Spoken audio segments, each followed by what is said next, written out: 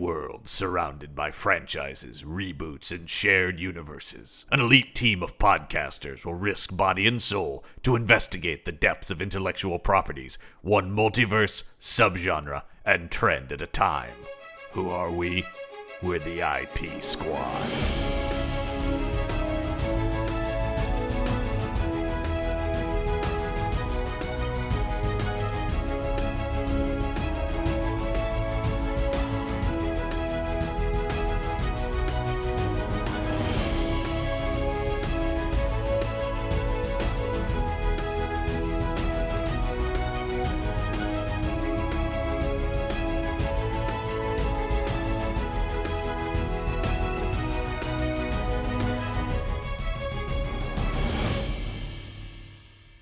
Welcome back to the IP Squad and our ongoing investigation into films based on the King Arthur legend. I'm John Campbell.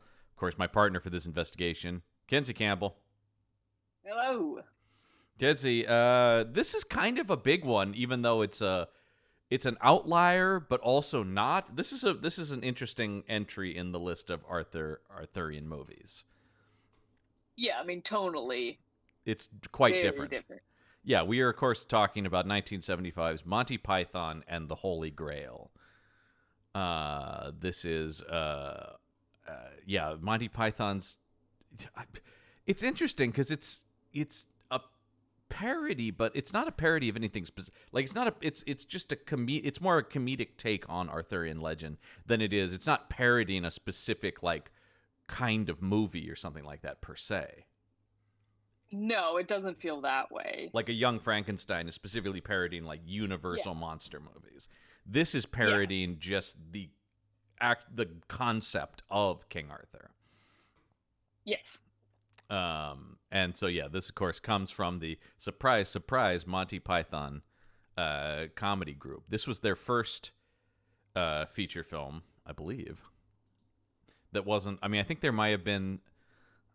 I may be correct on this. There may have been some Monty Python release stuff that was like a collection of stuff, but I believe this was their first like feature film. If this is the first, I mean, that's impressive to come out of the gate. A movie like this that became, to this day still incredibly popular. I mean, this is a comedy classic. There's no question. This is probably the most 100%. famous thing that they ever did. I mean, there's a lot of love and adoration for their TV series, Monty Python's Flying Circus, but it really is, I would say, the thing most people have probably seen of their work. It has to be. Because, this came out in 1975, directed by Terry Gilliam and Terry Jones, members of Monty Python. And an interesting thing we talk about, this was funded. I don't quite know. I wish I had done more background of this, but this was funded primarily by rock bands who were fans of their show. So Led Zeppelin, Pink Floyd, and Genesis basically funded this movie. That's got to be unique in the history of film to have your movie funded by rock bands. Yeah, that they were just such... I mean, because then those are all British rock bands, of course, obviously, because at this point, they were primarily a British thing. I mean, that's pretty incredible that they were that big of fans, that they were like, we're willing to give you money to make this very silly movie. That's cool. According to legend here, Pink Floyd were such fans of the show that they would often halt recording sessions to watch Monty Python's Flying Circus. Wow. Yeah. That's also just so, obviously, for younger people, very weird to think that you would have to do that. Yeah, like, stop. Monty Python is on now. Because if you don't watch it, then you've missed it. Well, I was saying to you, one of the famous things about Monty Python is the only reason we have the original show is because Eric Idle bought the tapes from the BBC, because, of course, this was a time when both American and British TV would just tape over stuff. Yeah, that's also kind of nuts to think about, that how much is lost. I mean, how much because- Doctor Who is gone as a result of that? Yeah. There's that no one thought to keep it. It was just add tape over, get rid of it. it doesn't We're on to the matter. next It one. already aired. What would we need it for? That no one thought about. I think is oh, it people the- would want to I rewatch believe this, or if they haven't seen it, watch it. It's at least the first, if not the first 2 Super Bowls are gone because they were taped over. Wow. They were just like, who cares? What does it matter? I know for a fact man. the first Super Bowl is gone. And that all that I've seen, like, where they've tried to recreate it from, like, photos and bits of, like, people filming. You can, like, watch half cobbled together. It's the same thing with the some of those Doctor Who's. They have the audio tapes of them. And I'm sure you've seen some of these where they've done animation to try to recreate them as best they can. Or I've also seen people try to take, there'll be still photos and they'll try to, like, piece together these missing Doctor Who episodes. I wanted to get this right. There was a Monty Python movie before this, which was called And Now for Something Completely Different, but that was a film built up of reshot sketches from the show that was then released in theaters. Okay. So it wasn't. So that's different. It's a little bit different. Yeah, they were basically like, it had gained popularity, and so they were like, let's spend some money to reshoot these and put them out in cinema. But this was the first, big like proper movie. Yeah, that was designed from the ground up as a movie. Okay. Yeah. That makes sense. Yeah, and like I said, primarily funded by Pink Floyd and Led Zeppelin and Genesis. That is. Oh, Gilliam also That's mentioned wild. that Elton John also contributed to the finance in the film. Oh wow. Yeah. And here's an interesting thing that really is a difference between American and British. Of course, in Britain, and this is a big thing, not to get on my soapbox, but I do think national funding of film would be a nice thing to have in the United States. But at the time, British, and still, you see BBC stuff, and it'll say funded by proceeds from the lottery, like they get a cut of government money. So they talked about all those guys were able to write this movie off on their taxes. Oh my gosh. Yeah. So not only were they big fans, but they talked about it really was a smart financial decision on that front. Yeah, that's incredibly smart. Yeah. I never thought about that you could ever do that. The entire film. Okay, here we go. In 2021, a tweet by Eric Idle revealed that the entire original budget of the film was about $410,000 and was provided by 8 investors: Led Zeppelin, Pink Floyd, Ian Anderson of Jethro Tull, co-producer Michael White, Heartaches, a cricket team founded by lyricist Tim Rice, and 3 record companies, Island, Chrysalis, and Charisma Records, who were the people who published their comedy records. I like the cricket team. The cricket team founded by Tim Rice. Yeah. Yeah. That's very British. Mm-hmm. Wow, that is an interesting assortment. Yeah. Of how they got the money. And they just cobbled together money to make this movie, because it's not like anybody. They had a level of cult popularity, but it's not like people were dying to fund a Monty Python movie, like studios. And and that's a decent amount of money that they were able to get. I mean, I will say it's a pretty good looking movie. It looks nice. I mean, one of the things that they benefit from is by being like out in Scotland and stuff. They have those old castles and things like that. Although they clearly just have like, you can clearly tell they have like the one castle.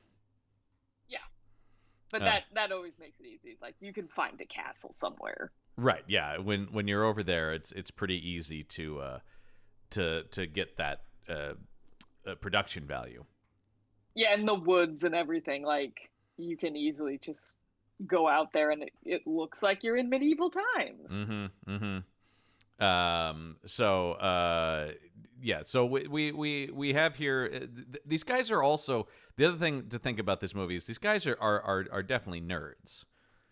That a lot of this came from them just liking Arthurian legend stuff. Oh, that's fun. Yeah. They were like, oh, we could just do something. Well, because the Python, this nerdy thing we're in. The Python guys are all pretty like well-educated upper crust dudes. For the most part. That makes sense for England. Yeah, I mean there's once again there's an interesting thing. One of the things I really like in England is there is sort of a there's an appreciation of the silly. Like Oxford and Cambridge and stuff have comedy groups. We have some of that in America too. I mean, there's things like the Harvard Lampoon and stuff like that, but there is sort of a thing. It's not looked down upon. It's not like, well, you're at Oxford, you must be a serious bloke. You know, I mean, you can be, but because where is this? Jones and Palin were at Oxford, and Chapman and Cleese were at Cambridge. You know, I mean, I think it's interesting because I think a lot of us view British culture as very like elite and like serious, right? And they have Shakespeare and stuff, right? But then they do have this other side that is very goofy and silly, and a lot of their TV is very silly, and they really appreciate comedians, and it's interesting because I think a lot of people don't always think about that side of. There's sort of people perceive a stuffiness that I mean that is certainly part of there baked into the larger culture, but there is also yes, an enjoyment of the silliness that I think got to, and it's interesting when you look at that, like Monty Python or guys before them, like the Goon Show, or guys like Peter Sellers and Dudley Moore and Peter Cook and things like that. Like there was an appreciation of of silliness as much as like comedy, but like specifically like very weird, out there, goofy comedy. Yes. You know, the Python has that thing that I love, which is the smart, stupid comedy. Yes. They definitely have that. That, you know, that a lot of their famous sketches, The Ministry of Silly Walks and the Spanish Inquisition, are incredibly well-crafted bits of complete stupidity. Yeah.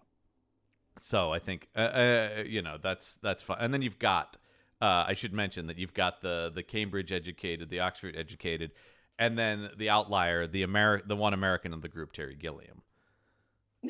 And he's there too. He's also, I mean, and he interestingly is also, of course, a guy he did all the animated aspects of all the animation comes from Gilliam.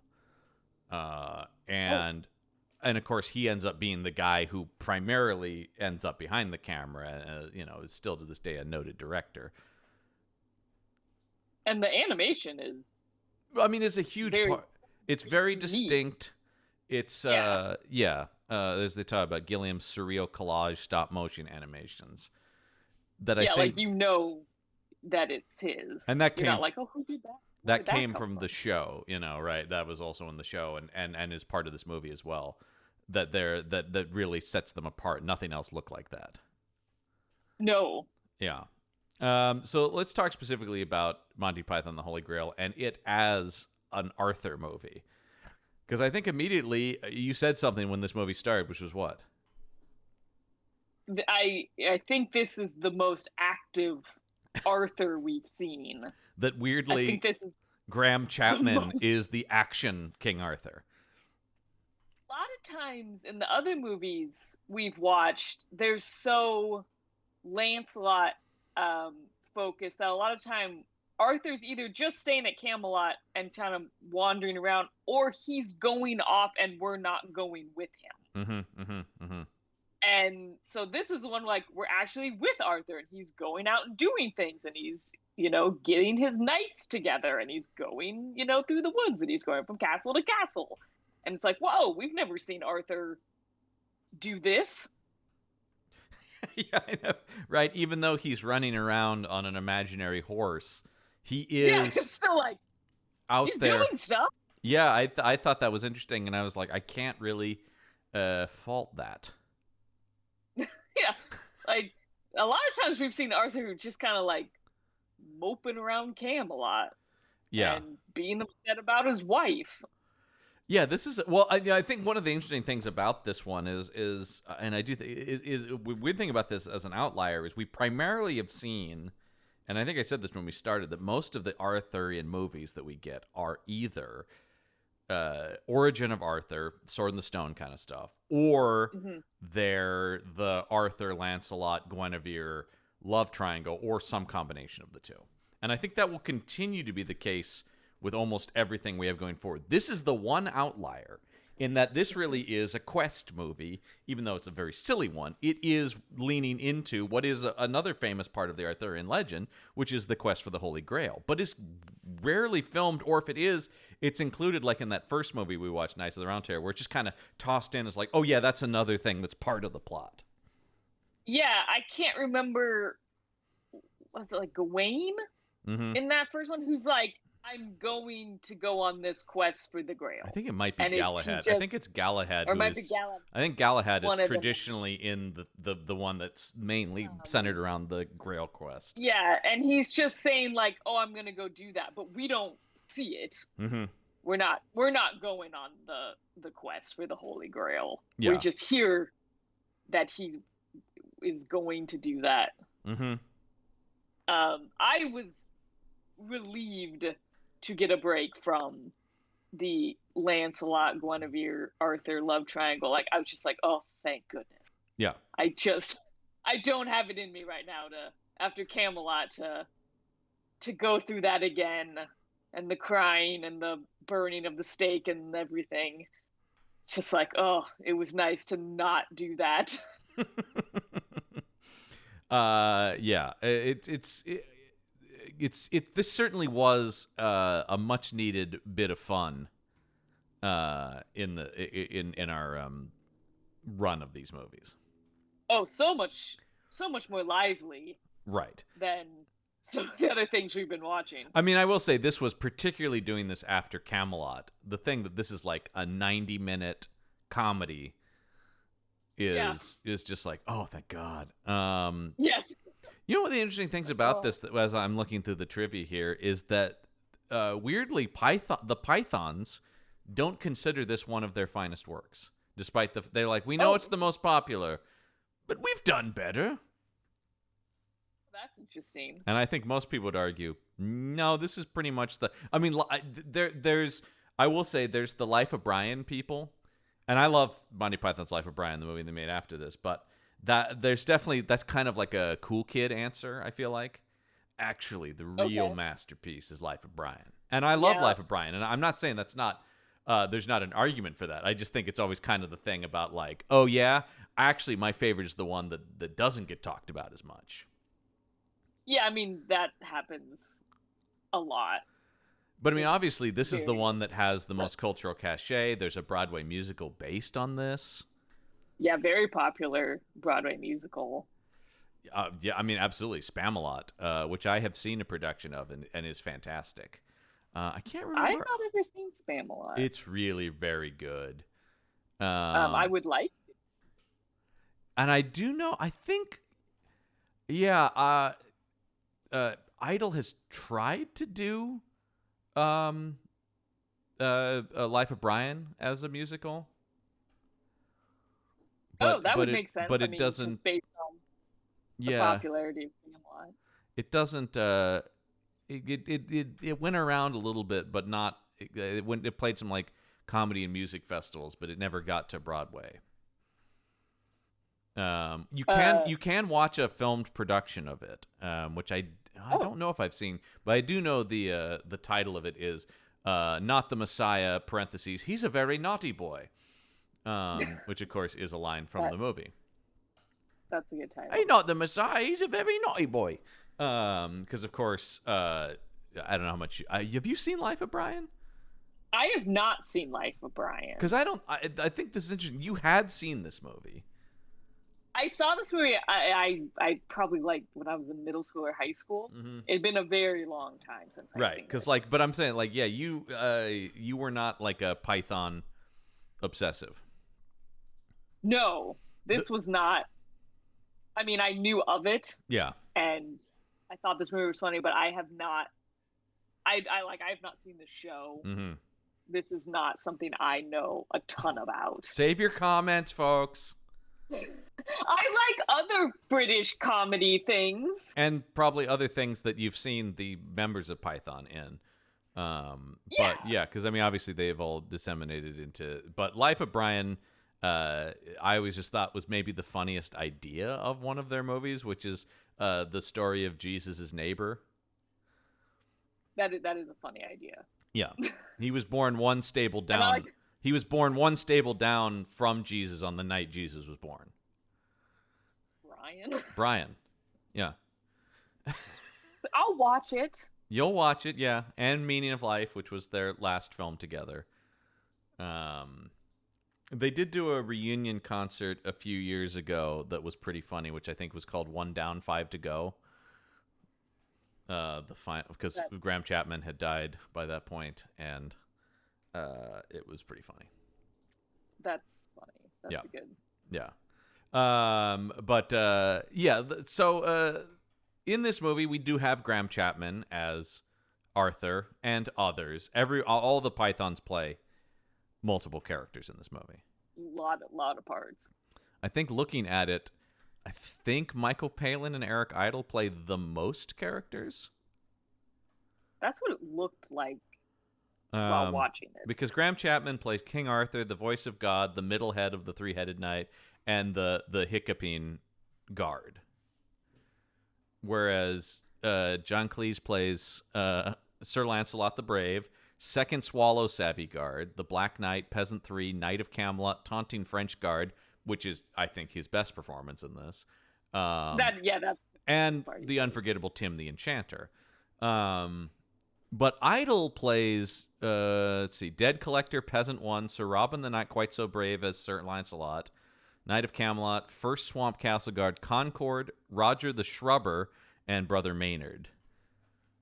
You know. He kept popping up. Yeah. And Palin, I think, plays pretty much the same amount of people, including, of course, he plays Sir Galahad the Pure, and on top of other things, plays the leader of the Knights Who Say Ni. Yes. Yeah. Terry Gilliam does the least amount of stuff because Terry Gilliam kind of always was not the performer of the rest of the group. He wanted to be behind the camera. Yeah, he talked. I think they talk about that they wanted him to be one of the knights, but he was like, no. Please no. Yeah. And I think also, somebody needed to direct this thing, right? Yeah. Yeah, it was originally supposed to play Sir Gawain, whose role would have consisted repeatedly breaking the fourth wall and pointing out how special effects and other aspects of the movie were achieved. His role ultimately ended up being turned into Patsy, who's the squire, with his medium awareness jokes being summed up in a character's only speaking line. When he sees Camelot Castle, he says, "It's only a model." Okay. Yeah. Yeah. So yeah, we have all our group, but I actually think Graham Chapman is a pretty good King Arthur, even though he's a silly take on it. No, it's silly, but he's a good King Arthur. Well, Graham Chapman also plays Brian in Life of Brian. I always saw him as sort of the de facto leading man of the Pythons. I mean, he's the star of both of their big movies.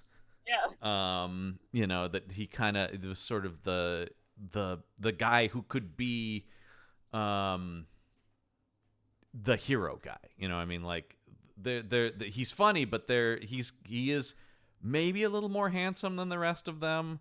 He can kind of be dashing hero guy and silly. Yeah, he does blend those well. Like, you do buy him as the leader of these knights. He is also the only one wearing actual metal chainmail. Everyone else is wearing, as they say, like wool that's been painted. He's actually wearing full armor and is like wearing heavy metal armor throughout the movie. Oh man. Yeah. Is that like because they could afford it? They could afford like one. I think there's a lot of stuff in this movie that is like, we can afford to do this. I mean, the whole end of the movie that I've always been obsessed with was purely out of, we do not have the money to stage a battle. And so let's just have the cops round everybody up. It's very funny though, the end. No, it is one of those things that was maybe out of necessity, but ends up being like so in their voice. Yeah, because the whole thing with the art historian, or not the art historian, just the historian. Yeah. Noted historian or whatever he is. Yeah. Yeah, noted historian getting killed, and that it just keeps coming back. Yeah, and then there's a woman who's reported to the cops, and then guys are, you have two police detectives who are following them throughout the movie. Yeah, that it seems like it's just going to be this little joke of, oh, there was this historian and, for some reason he gets killed. But no, that's just recurring throughout, and then it comes back around at the end. That they're all as being they charge the arrested. castle for the final battle, the police just show up, interrupt, and arrest everyone. Yeah, that's just hilarious. I've always thought that made me laugh so hard when I saw it the first time. And you haven't really seen much of Flying Circus, but is very much in the vein of how a lot of their sketches end, where, a military general comes in and is like, stop this, it's far too silly. And that's the end of the sketch. And he just, somebody shuts it down. And now for something completely different, right, is how they would transition between sketches and stuff like that. So, yeah, so that works perfectly as the end. Yeah, I mean, it's sort of a thing where I'm it's almost surprised you're like, wow, that wasn't the plan from the get-go, because that is so Python. Yeah, that's interesting that they just ended up having to fall into that. Yeah, unending that bit with their comedy. And style. then the decision to just leave like 5 minutes of black after that. The 5 minutes of black with just the music playing. The like elevator, like boom, bam, boom, boom, boom, boom, boom, boom, yeah, boom, boom. Yeah. And it's elevator music, like you're waiting to like on a phone call. Yeah. And there's nothing. There's nothing. There's no credits. No, that's just the end of the movie. Yeah. Is such like conceptual comedy nerd stuff that I live for. Yeah. Yeah, like I don't even know if we'd see something do that today. No, I mean that's the thing. Like it's still, they were really ahead of their time, and still like is pretty radical. Like once again, as like conceptual experimental comedy. Yeah, I think there's still a lot of people who would be like, "What's happening? Yeah. What is this?" Yeah, it's just like, I mean, they really do come from a kind of humor that I love, which is just like, because that shouldn't be like that's just not what a movie should do. But it's funny that we did it. And the black is there's just ending on the black, and the music is funny because it's one of those things that's funny, and then you're like, oh my God, it's still going. And then you realize because it's still going, it's funny because of that. Yeah. Like it's just the commitment to the bit. It's similar to like the opening credits that they just keep getting. You're like, oh, we're going to start through now. And then it's like, nope, they got another joke. Yeah. With the credit. The whole bit about the credits, and they're like, sorry about that, we've sacked the guy who did the credits, and then keeps going. It's like, okay, the guy who sacked the guy who did the credits has now been sacked, and it just keeps stopping. And the music just keeps going. The music goes like, hold on, sorry about that. Yeah, I mean, right from the start. Right from the start, it's very silly. Yeah. And then it goes to, now we've got a whole new style of credits, and there's flashing lights. We brought in somebody at the last minute, but they had very little time. So yeah. So it's completely different than anything else you've seen. Yeah. Yeah, it's very silly out of the gate. Absolutely. It's pretty funny.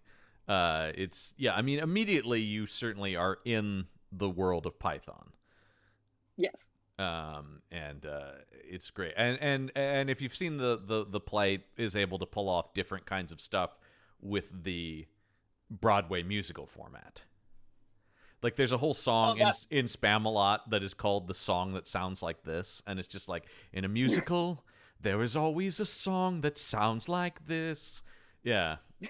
It's great. I highly recommend the Spam-A-Lot. And you were talking about, I can't believe, I am surprised that they filmed The Life of Brian, but they didn't film Spam-A-Lot. I'm surprised at that, just because they just had, right? Yeah, very recently.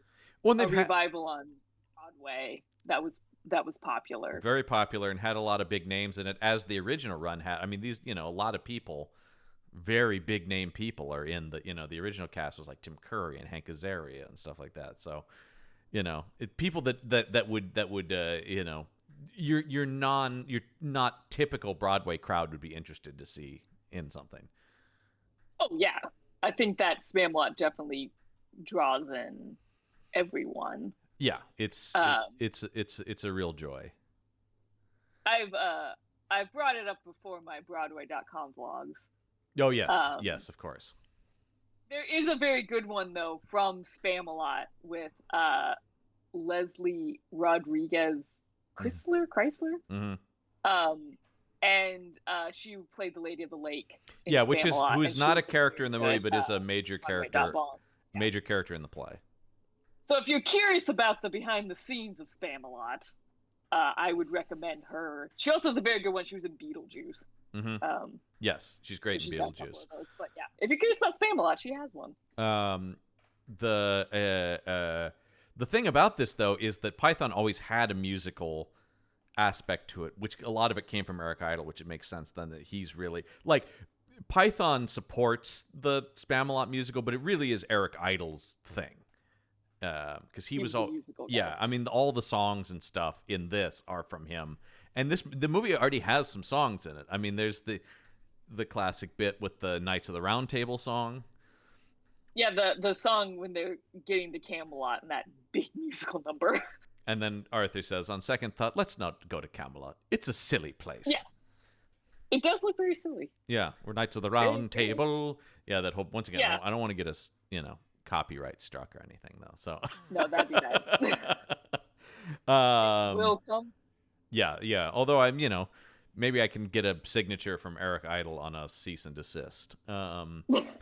You could frame that. Yeah. I like Sheldon on Big Bang Theory with his collection of signatures from restraining orders from sci-fi legends.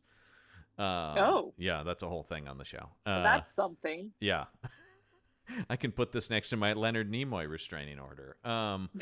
Yeah. Anyway, yeah, but there's that. What's interesting actually is that he brings "Always Look on the Bright Side of Life" into the Spamalot musical, which is a song from Life of Brian, though. And that's become a very famous song. Absolutely. I mean, that's amongst all the things Eric Idle has done, he's probably going to be extremely well remembered for writing that song. Oh yeah. This movie has always kind of had, as much as it's like classic now, had a real cult following for a long time. That actually makes sense to me, right? Because it's I don't think it would appeal necessarily to like a general audience. I think there's a lot of people that would not quite understand what's going on.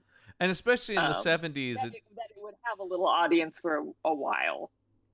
Yeah, I mean, it's certainly more popular in England, which makes a lot of sense. Yes.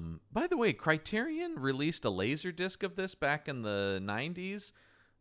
Criterion, please release a 4K of this. I was looking. There is no, 4K. Laserdisc. Yeah, I know. Yeah.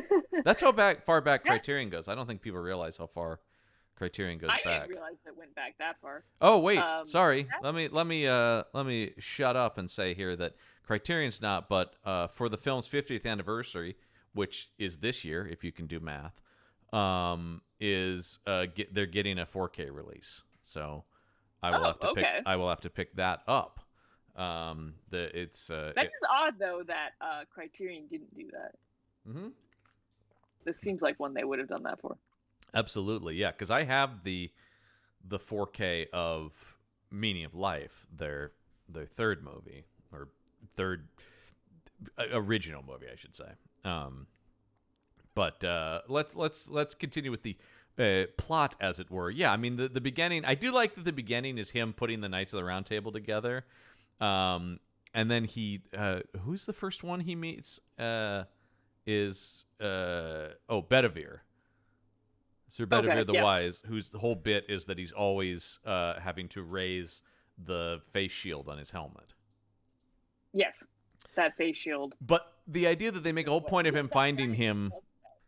Yeah, he has a giant mustache, too, that pokes out of the helmet. Yeah.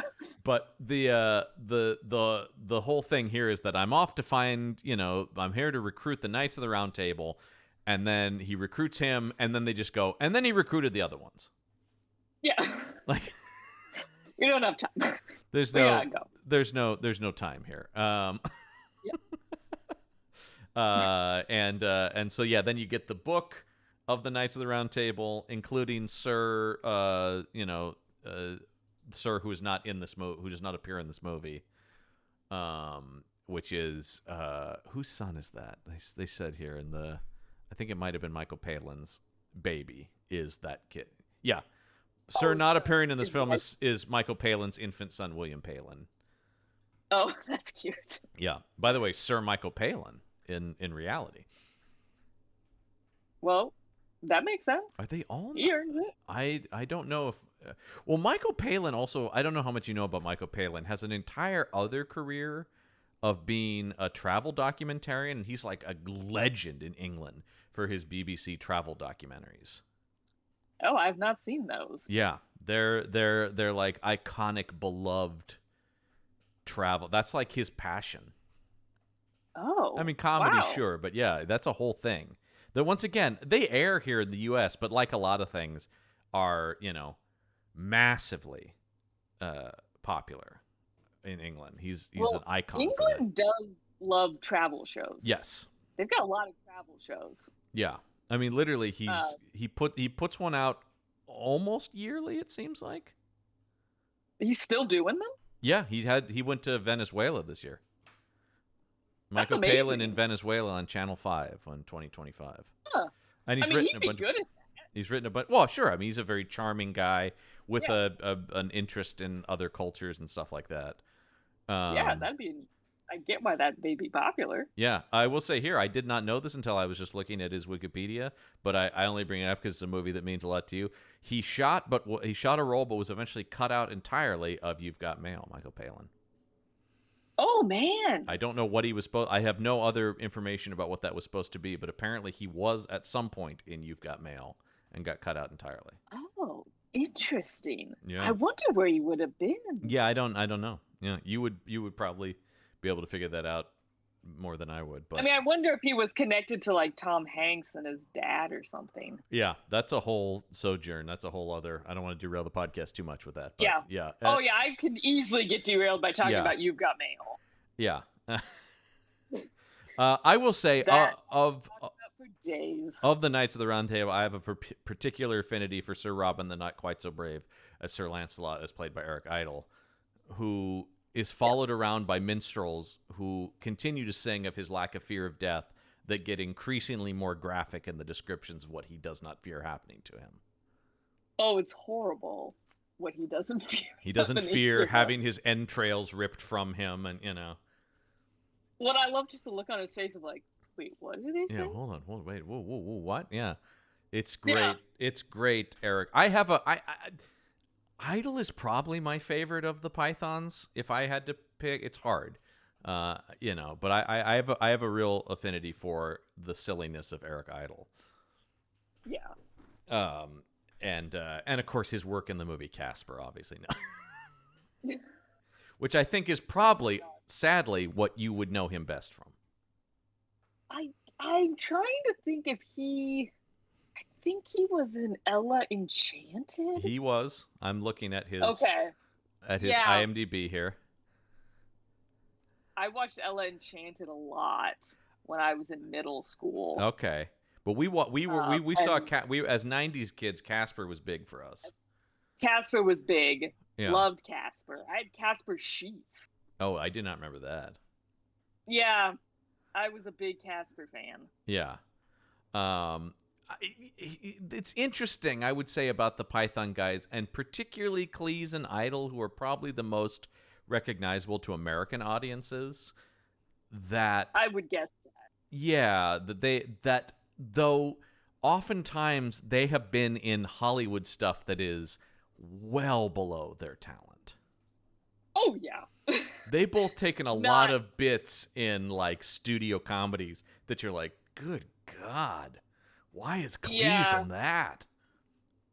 Yeah, those big budget comedies that are just like always the best.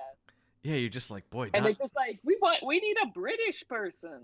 Right. And that's another thing too. Is like, I think growing up watching American comedies, John Cleese was always just stuffy Brit.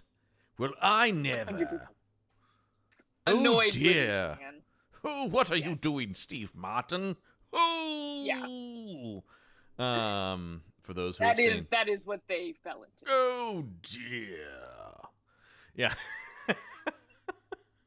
I mean, you get the occasional like A Fish Called Wanda, which is a not official but kind of Python movie.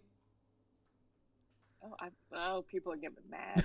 I've not seen it. Yeah, it's written by Cleese, and it has Cleese and Palin in it. I don't think anybody else is in it, but it definitely feels of the DNA of Python, I would say. And it does have maybe the best Kevin Kline performance. Well, I love Kevin Kline. He's incredible in it. So yeah, you should watch it. You should, because it's very, very. He was. I gotta look. Did he? I'm sorry. Now I'm derailing the podcast, as I just said. Like, don't derail the podcast. Now I'm going like I have to look. Did he? Yeah, he won the Oscar for A Fish Called Wanda.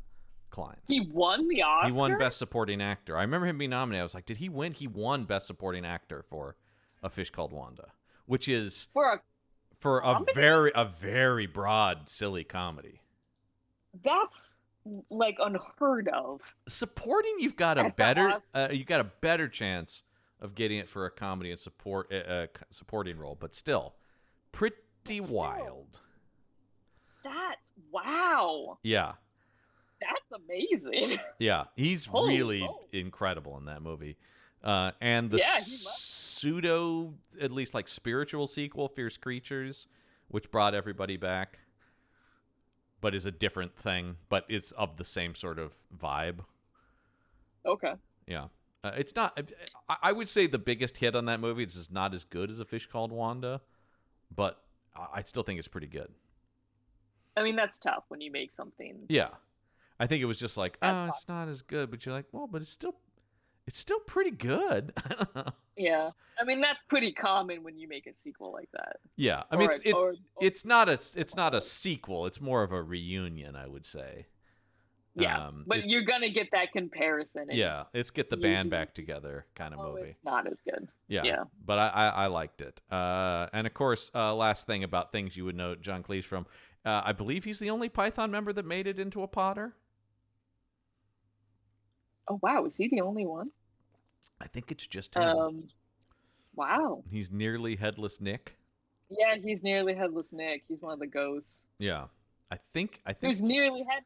Yeah. He can pull his head to the side, but it doesn't fully come off. I believe he's the only one who made it in there. I think he is. Yeah. Because I'm like, mate. Wow. Idol might have, but no. No, I don't remember him being in there. Yeah. So that's, hey. That's an accomplishment. That's something. Yeah, because, no, Palin. I don't think Palin did, no. They had to get one of them. They had to get one of them, indeed. I think that was a requirement. I think one of the things we keep talking about, like other things related to this, and I think because, and this has happened before, movies like this are kind of hard to talk about because there's just a lot of like, oh, that bit's great. Like the Black Knight bit. What do I have to say about it other than it's been talked about a million times? It's a brilliant piece of physical comedy. I just loved you make me sad. Yeah. I will say, yeah, Graham Chapman, once again, and part of that is sort of him being the straight man in this movie, right? Is that he has a lot of these great, like, you make me sad. You make me sad. Yeah, because it's just that really made me laugh. The Cleese, I was a comedy nerd high schooler who had a shirt with the knight with his arm cut off that says, 'tis but a scratch, It's great. I mean, it's just a great bit. Cleese as so many shirts. Oh yeah. I had a lot. I had a lot of shirts that people. That one was one of my more known references, probably. But like having like Hitchcock shirts or Sergio Leone movies or Bruce Lee and stuff like that. There was a lot of like 60s genre film stuff that people were like, "What is that?" Yeah, people. Yeah, probably didn't know that. Other kids didn't have Godfather shirts. It was like no. Yeah. No. Yeah, I know it was a thing. Yeah, So yeah, that's the thing. You didn't see all this stuff because you were too cool. You were I too was cool. too cool. You were too Yeah. cool for this. Yeah, I was too cool watching, Buffy and Yeah. That was more Supernatural. cool, though. It was at least more modern. It was more on the pulse a little bit, at least. I yeah, I wasn't watching a lot of older things Right. when I was in high school. Yeah. My I think, like, Miami the Vice oldest, shirts. yeah, I watched, like, Audrey Hepburn movies, but most people knew who that was. Yeah, the big enough. Yeah. And I had a lot of stuff where it's like, well, that's a thing. If it wasn't, like the Simpsons or Family Guy shirts I had, then it was getting it a pretty obscure Rocky. I had a Rocky shirt and stuff like that, Yeah, there weren't a lot of other Stallone fans, But like other great bits in this movie, of course, one of my favorite bits is the whole sequence with Lancelot getting the note to come save the person that doesn't want to get married. That is hilarious. And the whole thing about it's just like this effeminate guy who talks like this. Well, I love just that whole sequence with him wanting to sing. Oh, and yeah. Keeps building to musical numbers, and then his dad going, "No, we're not doing that." Yeah, that's also that very Python thing. Stop it, stop it, stop it.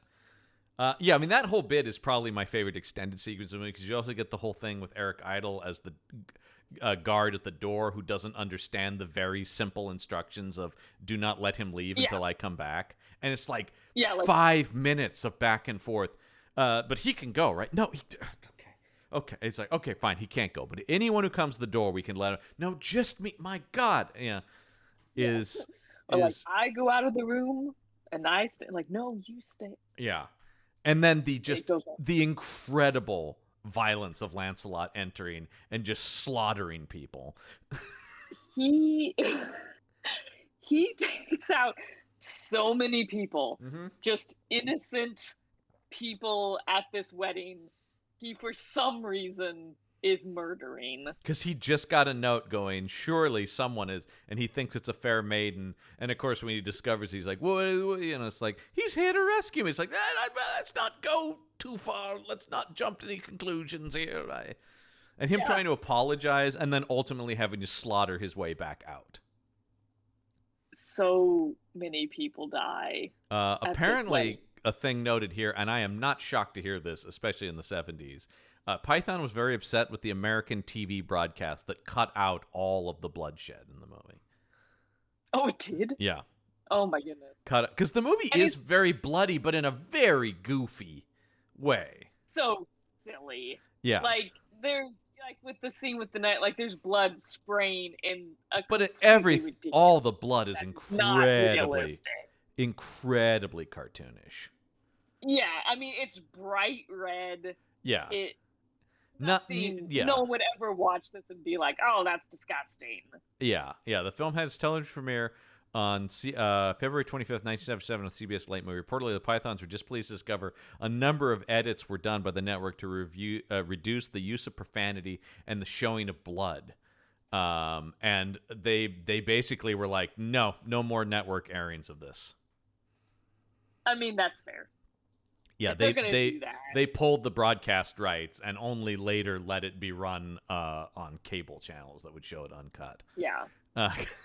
But also, I even think about the profanity. I'm like, there's not like a ton of cursing in the movie. It probably is things, but I mean, I'm sure they did cut things like Arthur going, "Jesus Christ."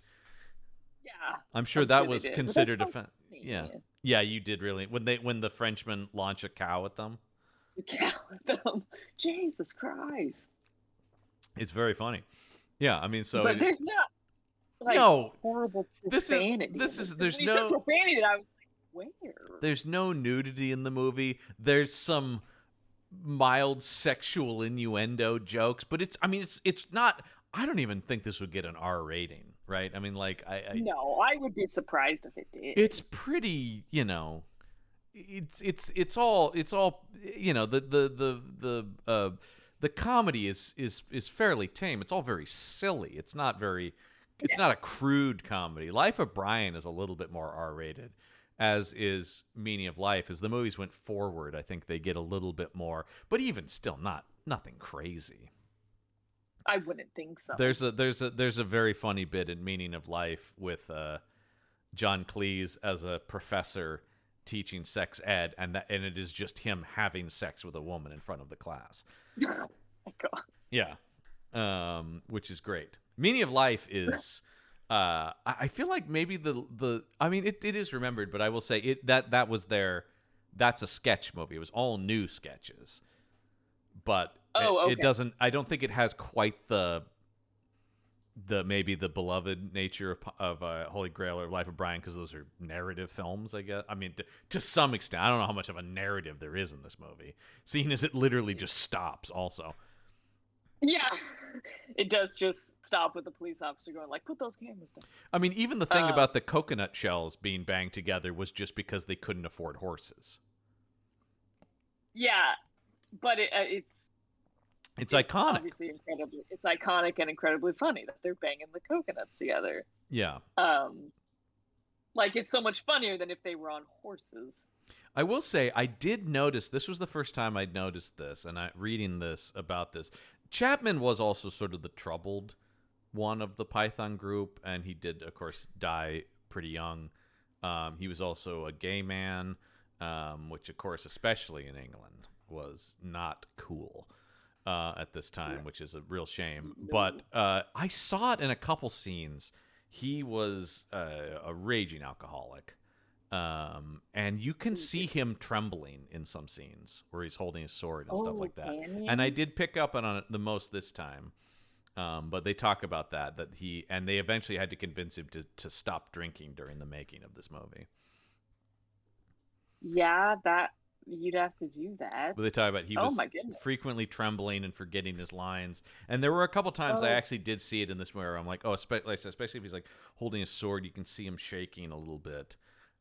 Yeah, he was a like I said, he was kind of the dark member of Python. And he died at 48, you know. Oh my gosh. Yeah. So no, he died of tonsil cancer. Tonsil cancer. Yeah. Which spread to his spine, and he was It was oh my gosh. Yeah. He's the tragic figure of Python. Yeah. Incredibly talented so guy, sad. but yeah, just unfortunately. And like I said, yeah, just I mean, as unfortunately with a lot of performers of that time, a closeted gay man. There was a lot of that in that time period. Yeah. Well, actually, he wasn't. I mean, I guess he was as openly gay as you could be at that time. Which would obviously be very different. Yeah. Than now. Yeah. Yeah, I mean, looking at I mean, he had a partner for basically his whole life, or until he died. So I will say he's a fascinating guy. And well worth. I highly recommend. There's a great multi-part documentary called. And the classic Python title is Monty Python: Almost the Truth, the Lawyer's Cut, which is the like official documentary about Python. Oh. Yeah, that's probably interesting. It's very, very good. It's like a 6-part thing. I think IFC did it. I remember watching it when it was on. It's quite good. And there's also a very good biography that they kind of cobbled together. That's basically like an autobiography of the troupe that they all contributed to. So yeah, and like I said, this did extremely well in England when it came out, which is probably not a shock. That's not surprising. Yeah. And gained a cult following here in the U.S. I mean, obviously now it's sort of shared around and mentioned a lot as a comedy classic, but I feel like it was sort of a thing that like you had to kind of seek out for a long time. There's a whole thing on Freaks and Geeks actually about where they get their hands on a print of it, and it's like a cool nerdy thing, right? That like, oh yeah, if you were a comedy, I mean, we now live in a world where British comedy is still kind of niche in the U.S., but it's at least fairly accessible. You can definitely you can find it. It's between BritBox and Acorn and Whereas YouTube. when Python was first coming over, like the thing I always find funny is that for the longest time, the only place to watch British stuff in America, for the most part, was PBS. And so it was just seen as that's from another culture, therefore it's quote unquote cultured. But like, so you've got PBS airing Monty Python's Flying Circus, which is like, British humor. It was like a PBS masterpiece. Right, yeah, that kind of stuff that I think is... Yeah, that was always where you went for anything British. This will also probably shock you. Critics were kind of mixed. What? There seemed to be a lot of like, what is this? I believe that. Yeah. There's a lot of like, well, there's some funny stuff, but what? They were doing a lot of movies like this, so. Yeah. Yeah, there seems to just be a lot of like, that part was funny. I do not have, oftentimes I read Roger Ebert, but not having that, I do have a Gene Siskel comment here. He gave the film 2.5 stars and said it contained about 10 very funny moments and 70 minutes of silence. Too many jokes, took too long to set up, a trait shared by both Blazing Saddles and Young Frankenstein. I guess I prefer Monty Python in chunks in its original TV review format. I have to fundamentally disagree because I love a long setup for a joke. I love long conceptual. You do. I do love a thing that's like funny in just the existence of a thing. Like, can you believe that they have put this on screen? Yeah, you are the complete opposite of Gene Siskel of that. Yeah. You want that. I love that. Yeah. The idea of, long conceptual jokes. Yeah. Yeah. He apparently not a fan of that. No. And like I said, I think there was a lot of, especially when you think about what comedy was coming out. When did Airplane's 1980, but like, the American comedy was a little bit more like, but don't boom boom joke kind of humor, right? Mm-hmm. That I think in some ways this was like, what? And as we've talked about, I still think people would be a little bit like, huh? Oh, 100%. It is. There's definitely people who would go like, I don't get this at all. Yeah, in the way that British comedy has always sort of done that, right? Yes, it's a different sense of humor. It is, and it's certainly something that I get why the people who don't like it, but it's something that for the most part, of course, when we say British humor, they have, I don't love Benny Hill, or things like that. They have plenty of very low level humor as well, but there is a certain thread of comedy in England that I really connect to. It's like people who watch, the American Office and then go, "Oh, I'll watch the British Office," and then go like, "I don't like this. What is this?" Yeah, people find it dark and mean and depressing. Yeah, which it is. And but they're like, that's, "I don't find this funny," because it is such a different sense of humor. But then there are people who are like, "I hate the American Office because it's so broad and obvious and schmaltzy." Yeah, that it really is. Yeah. Quite different. Absolutely. And there's just stuff that, at least on a mainstream level, that Americans are less open to. Yes. So, let's talk about how the movie did. The box office of 1975, which have I talked about some? I don't think so. No, I haven't, but I will again because I'm recording these out of order. So this will be the first time you're hearing it, but know that I will later talk about this year in box office next season as well. Monty Python and The Holy Grail, of course, nowhere near anything close to the top box office grosses of the year. I didn't think it would be. Do you know what the top grossing movie of 1975 is? You do. You probably just don't realize it's 1975. But 1975 is a distinct turning point in film box office. This is the year of the blockbuster. This is really the first year that we have the creation of the blockbuster. And what movie is that, Kinsey? Do you know? Is it Jaws? It is Jaws, indeed. Jaws made $133 million in 1975.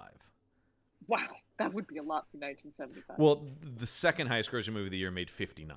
So keep that in mind. That's how. Wow. Yeah. No, Jaws was. It's almost like no other movie matters.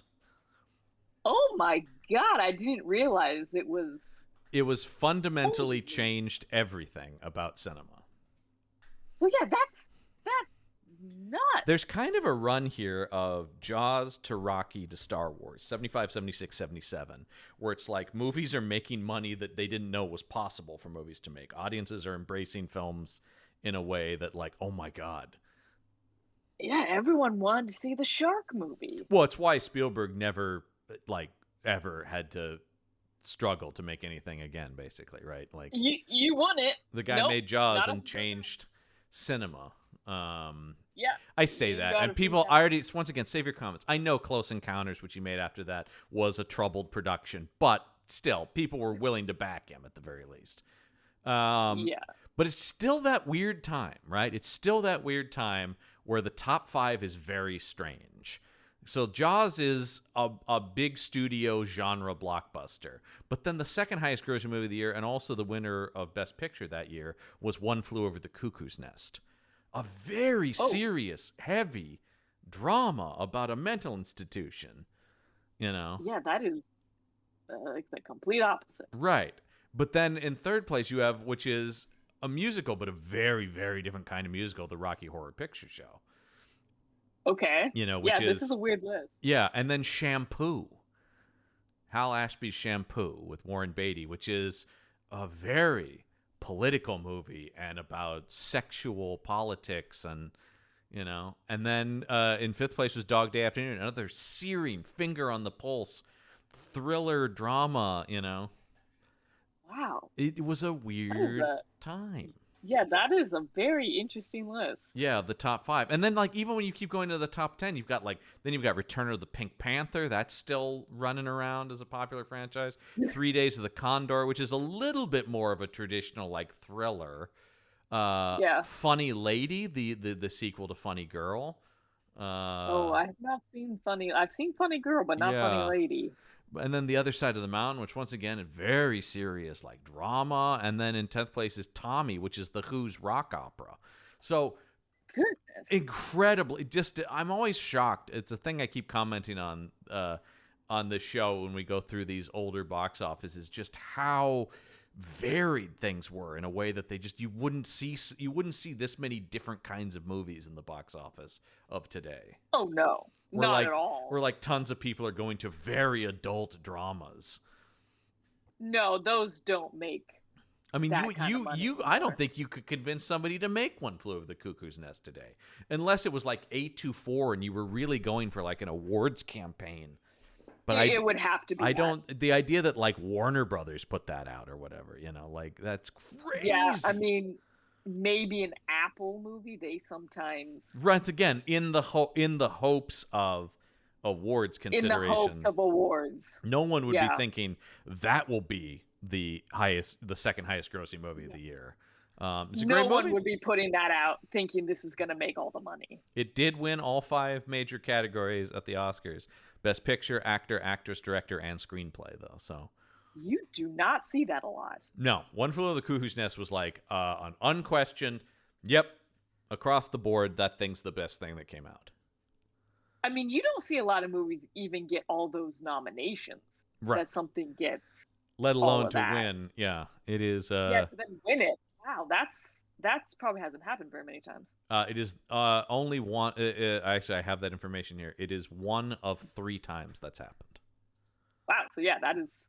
I do not have what those. I do not have what those other ones are, but it was the second. Somebody in the comments will know. Yeah, it was the second of 3 times that has ever happened. So that's a big deal.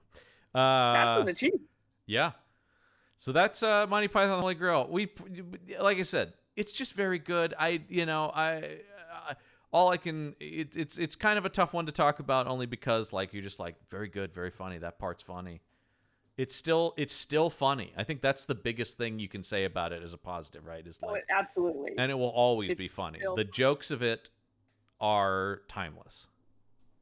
Yep, and we didn't have a bunch of people crying. So I was like, this is wonderful. Yeah. You really hated Camelot. Oh, it was rough. Yeah. The Lancelot Guinevere relationships are breaking me. Well, I think it'll be interesting because as we enter the second half of this season here, everything from here on out is like studio blockbuster. Okay. So I think that'll be interesting to see, because as we go into the 80s, right, we're getting more into like, okay, this is big business. Mm-hmm. And so everything. I'm curious. Yeah. I think next week's episode will be probably the most listened to, I would suspect, because I would say it's the fan favorite when we talk about 1981's Excalibur.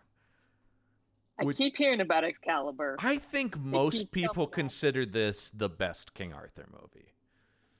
Okay. So, I mean, the bar is set high. And this is very serious, but bloody and intense, and like it is a medieval epic. Yeah, like somebody taking it seriously, but also treating it like a big action movie. I mean, that would be good. The things we've watched have been slow. Yeah, and even like the poster for Excalibur rules. I have almost bought this poster a few times. Go check it out, people, because it's a badass poster. But even the one, it just like it's got weight, right? It's just like, this thing is gonna be cool, man. Like, you got to go see this. This is from John Borman. Because the tagline is "Forged by a god, foretold by a wizard, found by a king, Excalibur." I mean, that's definitely more intense. Yeah. Than any of the other things we've been watching. You could not put that tagline on it. Intense is absolutely the name of the game in John Borman's I mean, every John Borman film was intense. But it is quite the film. I remember they showed this in high school, but the teacher would occasionally put a clipboard over the screen so we didn't see the gore and the nudity that are in Excalibur. They had to be ready for that. Yeah, not this part though. No. Yeah. Because it is a very hard R, and it goes there in a way. But like I said, it also treats it with a seriousness that is the kind of seriousness I want to see it treated with, not the melodrama we've seen of some of the older movies. This is down and I mean, it is still very much the fantasy epic, but it is a much grittier take on it.